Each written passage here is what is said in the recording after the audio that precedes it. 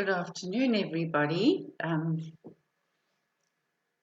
Once again, we are spot on time, and the Angelus is ringing across the road at the Anglican Church, the Catholic Church. Sorry. um, so, just in case there are new people joining us today, I just wanted to go over the instructions. And we will be doing another Lectio Divina today. Tomorrow, Jane Manser will be back with you. For those of you who don't know, my name's Elaine Faree. So in Lectio Divina, it actually means divine reading. And it means that it's a way of praying through Scripture where we take time away from our busy world and all the distractions and we listen to what God has to tell us about that passage. And inevitably, something in the passage will have meaning for you, a word or a phrase. And then I suggest that you just focus on that particular thing that kind of jumps out for you. And I will hopefully remember at the end today to kind of do a little bit of a wrap up. I forgot yesterday. It was my first time, so forgive me for that. And I hope that we've ironed out some of the technicalities from yesterday as well. So welcome to you all, and thank you so much for coming back. I see I have two viewers. I don't know who they are, but it's lovely to have you with me. And I hope that God will send some more to us. I've just gone up to 4. That's absolutely super. Welcome everyone. A warm welcome and a cyberspace hug to you all. My passage this morning is from the Psalms. The Psalms are just so full of inspirational scripture and beautiful writing that it's not really ever hard for me to find a verse to work with because it's so rich. It's all there, and if you want to find something uplifting, go and have a look in the Psalms. And I recommend that you can also pray with the Psalms. Hello, Brenda and Nolutando. Nice to have you with us. Thanks for joining me. So my scripture is Psalm 39, verses 1 to 4, I think. Can't quite see on this. No, 1 to 3. It's quite correct. So what will happen is I will read the scripture to you, and then we'll have a 4-minute silence. I will read the scripture again. We will have another 4 minutes of silent reflection. And then to close the praying, I will read the scripture once more. And then we'll have a short time of reflection. And if you want to put your comments onto the chat, I'm very happy to try and respond to them if I can. Okay. So let's just ask God to come into our presence and to be with us. Let's try and get a sense of His presence here with us. Hello, Lynette and Diane.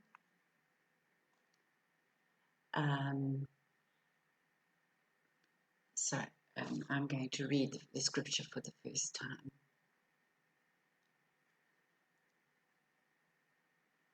I said, I will watch my ways and keep my tongue from sin.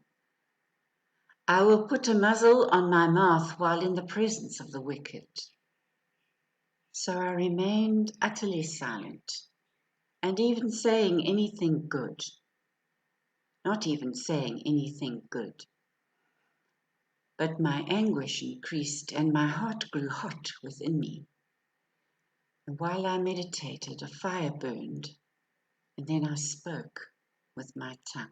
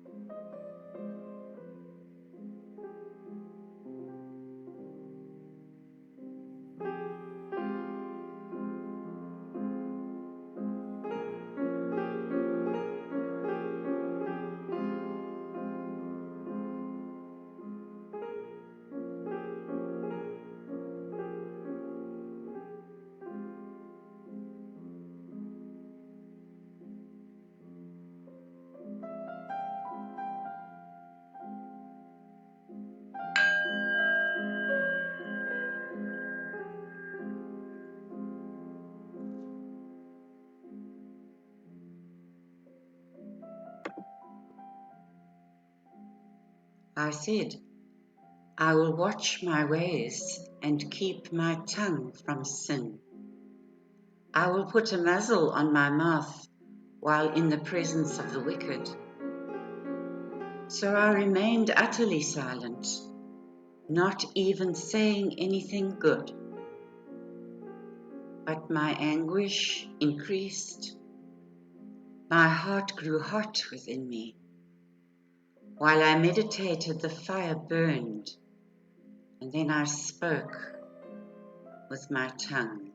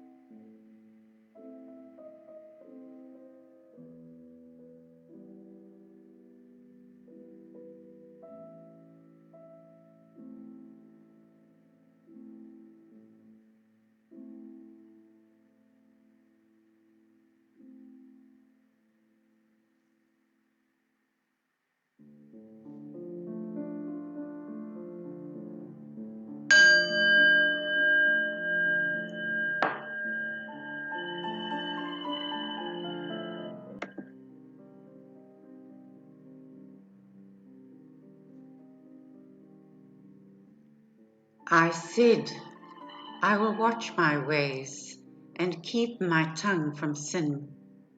I will put a muzzle on my mouth while in the presence of the wicked.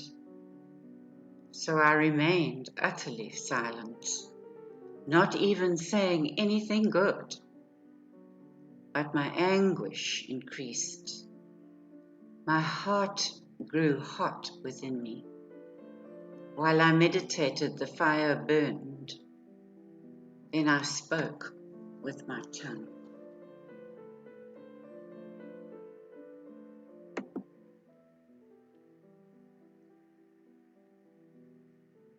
So if you're ready to come back into the space that you're in at the moment, twiddle your toes, twiddle your fingers, take a nice deep breath and blow it all out. And come back to the room. So if anybody wants to make a comment about what they were focusing on, what jumped out of that passage for them, please comment on the chat. And as I say, I'll try and answer it. While I'm waiting to see if any of you have contributions, I'll just share with you why the scripture jumped out at me today. Those of you who are on my page, St. Thomas Friends and Family, my group, sorry. And if you're not and you'd like to be, you're very welcome to join us. I was doing a piece on an article based on an interview that Oprah did with Joan Chittister. Now, Joan Chittister has written over 50 books. She is a theologian on steroids, if you can put it that way. She's 82. She still flies all over the world. And she has a very, very strong message. I can recommend her books to you. She is a Benedictine nun. And one of the things that she was saying that I shared this morning in my group was that we have a pandemic of silence. We have got to a place in our culture in this postmodern time where we are silent in the face of injustice. We tend to say that, I can't do anything about that. It's beyond my control. Let someone else do it. We can say, no, I haven't got enough resources to do that, or no, this is not part of my gift. I'm not going to get involved. And that is what we tend to do. And then the injustice of the world just flows by. And when I saw the scripture, it just jumped out at me. And this talking about the silence and talking about keeping his mouth closed, even in the presence of the wicked. And that means that there's fear. There's fear of standing up for what is wrong. And if you read in some of my work that I've done, you will see that fear actually paralyzes compassion. So if we are afraid, we cannot act in the world with the heart of God, because the heart of God is a compassionate heart. So that's why I used this scripture this morning. There's more to it, but I don't want to take up too much time. I see that there are no comments, so I will leave you at that. I saw the last message from St. Thomas Church, Durban, that we are missing you and hold you up in prayer. We are missing you so much, and we hold you up in prayer all the time. And we're just dying to see you and have a big group hug. Can't wait for that day. We don't know when that will be, but until then, you are in our hearts, in our prayers. And please don't forget Nokatula and Kathy and Alan Ethorn and Bill Buchanan home. Please keep them upmost in your prayers. God bless you, and much love to all of you. I'll see you sometime, not sure when. Bye.